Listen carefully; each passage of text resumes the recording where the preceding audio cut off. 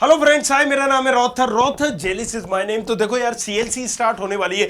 आज हम बात करेंगे डीएबीबी में एग्जैक्टली सीएलसी में कितनी क्या सीटें जा रही हैं। ऑफिशियली कहीं पर भी अनाउंसमेंट नहीं आया है और ये कहीं ना कहीं बहुत बड़ी लापरवाही भी है क्योंकि अभी तक कोई भी नोटिफिकेशन नहीं दिया है।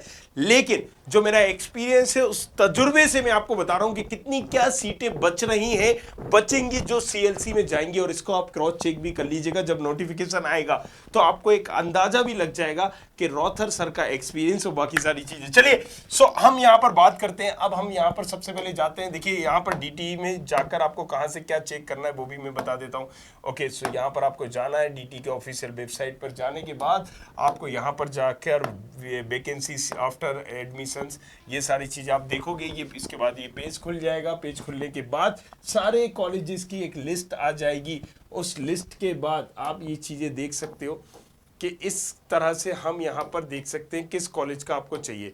जैसे कि मुझे देखना है डीएबीबी का, तो मैं डीएबीबी में यहाँ पर देख रहा हूँ कि डीएबीबी की आईटी सीट 20 सीटें थी और उसमें से 100 फिल हो चुकी हैं। बच्चों ने रिपोर्ट कर दिए, 20 खाली है।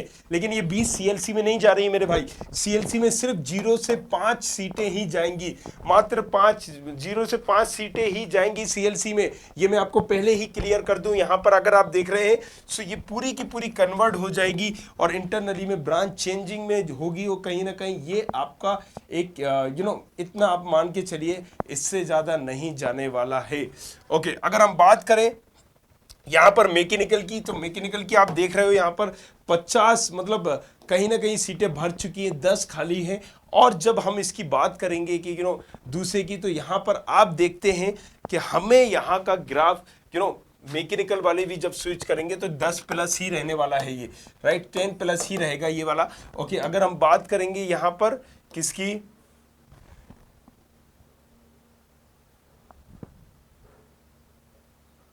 चलिए ये तो कोई दूसरा कॉलेज आ गया, मुझे थोड़ा सा कंफ्यूजन हो गया, माफी चाहता हूं मैं। और ओके, ईटी की बात करते हैं। तो देखो ईटी में अगर हम बात करते हैं तो 99 सीटें भर चुकी थी, 21 खाली है। कहीं ना कहीं ये कन्वर्ट होंगी। कन्वर्ट होने के बाद भी यहां का भी आप ग्राफ देखेंगे तो थोड़ा सा इससे कम ही रहेगा, इससे कम रहेगा। और आप मान लीजिए इसको 10 प्लस मान लीजिए, राइट। सो यहां पर कम रहेगा। जो अभी एग्जैक्ट सीट बता रही है 21, वो यहाँ पर नहीं बचेंगी, इससे कम होने वाली है। और अगर हम यहाँ पर बात करते हैं ईआई ब्रांच की, जो 47 है, जो यहाँ पर 13 वैकेंट बता रही है, वो कम से कम 30 प्लस वैकेंट होगी। 13 की जगह 13 प्लस से 30 प्लस वैकेंट होगी। तो 30 से भी ज्यादा, आप इसको मान के चलिए बल्कि 40 सीटें कहीं ना कहीं सीएलसी में जाएंगी ये, राइट।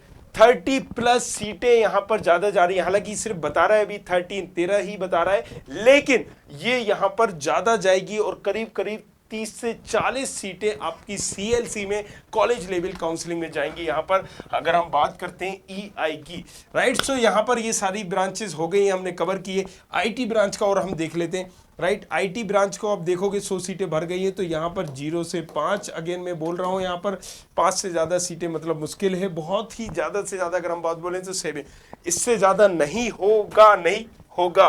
ओके, अब अगर हम बात कर ले, सारी चीज़ें हो गई, अब शायद सिविल रह गई है, तो सिविल का भी हम देख लेते हैं। चलिए 11, तो अगर आप इसको भी देखेंगे सिविल को भी, तो ये भी यार थोड़ी सी यहां पर खाली होगी, राइट।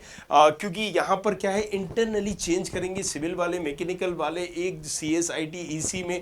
और सबसे ज्यादा जो ब्रांचेस हमारी बचने वाली है वो बचने वाली ईआई, इलेक्ट्रॉनिक इंस्ट्रूमेंटेशन। सो ये सारी चीजें तो रिजल्ट आएगा तो आप क्रॉस चेक कर ही लेंगे। लेकिन उसके बाद भी अगर आपको कुछ और पूछना है नीचे कमेंट करो। काउंसलर एनालिटिक्स के बारे में जानना है तो ये उनसे पूछ सकते हैं आप, ये उसका नंबर दे दिया है हमने यहाँ पर, राइट। ये सारी चीजों के लिए और आपको कुछ और भी पूछना है तो पूछो, हक से चलो करें engineering. Thank you very much, thanks a lot. मिलते हैं नेक्स्ट वीडियो में, तब तक के लिए सब्बा खैर, थैंक यू।